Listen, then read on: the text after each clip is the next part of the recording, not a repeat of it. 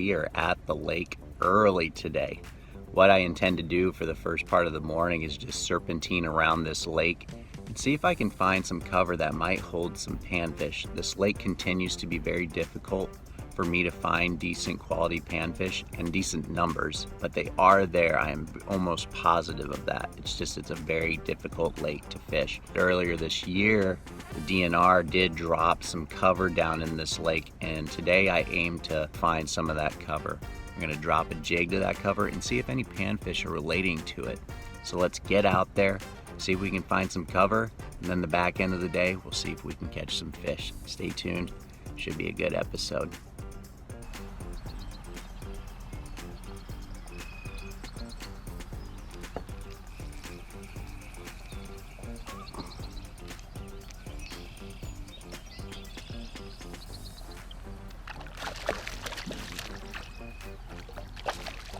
Well, folks, that is not what I was thinking we were gonna catch. I found a brush pile, and we have a trout on there.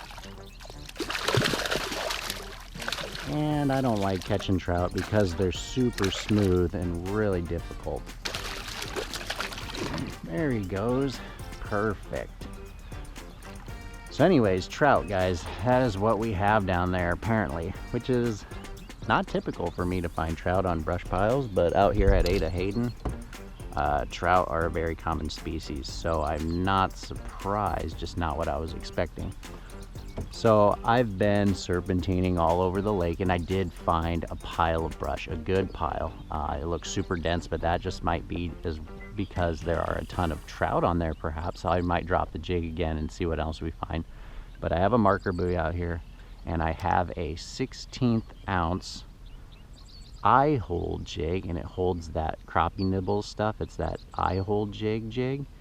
And generally I wouldn't use a 1/16 ounce to fish in 20 feet of water because it just takes so long for that jig to get down there on open water, and it's really hard to keep a 1/16 ounce in the cone of the flasher generally. But today we have calm skies. There is no wind, which is very uncommon for Iowa. If it was windy, I would have to have at least an 1/8 or maybe even a 1/4 ounce jig head to keep that lure in the cone. We're gonna get that jig back down there and just see if it's trout relating to this. If it's just trout, we're gonna move on because I'm not trying to catch trout. Let's get that jig back down there. Like I said, 1/16 ounce. See what else is down there. See if there's anything else down there on that pile, because it's a good brush pile. All right, folks, let's bring you up to speed. There's a crappie. Woo! The flavor I am looking for again today.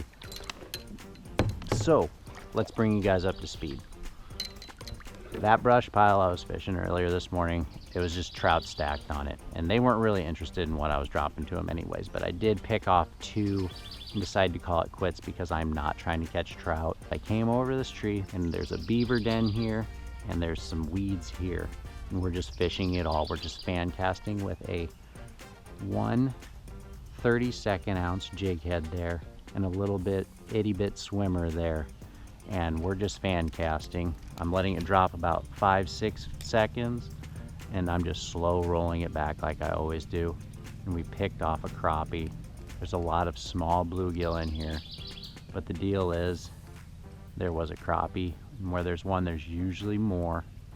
And we're just gonna see if we can pick some off this morning. There's also some deeper cover out there that I might try to vertical jig while we have such a calm day. And we'll just see what we can pick up here and see what we can learn.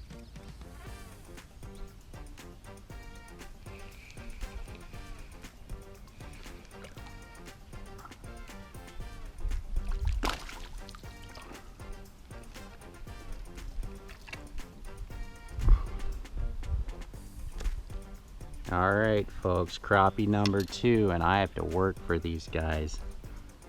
I'll bring you guys up to speed again. Let me tell you what's happening. So this is really typical of days when there is flat, glassy water. Those fish dive really deep into the cover that is available to them. We are dropping all the way down to about 9-10 feet. They're not really striking out of eating. I think I'm just bothering them. And I'm just looking at my ice flasher here and watching those fish interact with that jig, and I'm just bugging them into biting. So it's not like they're really probably eating it.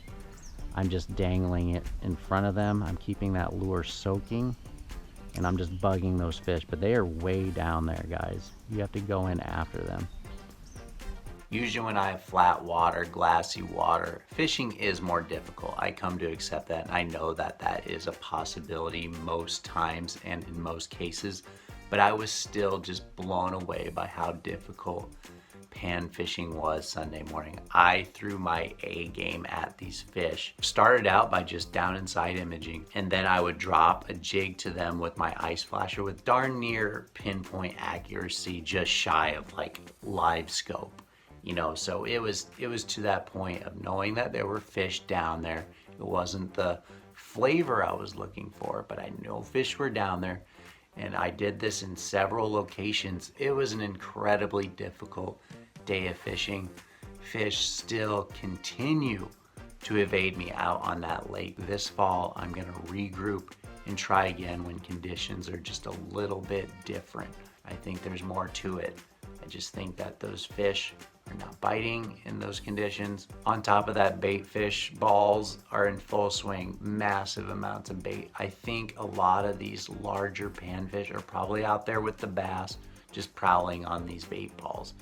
And that makes them very difficult to catch over 50, 60 feet of water and an always moving target when they're following bait fish. One of these days, one of these seasons, it's gonna happen.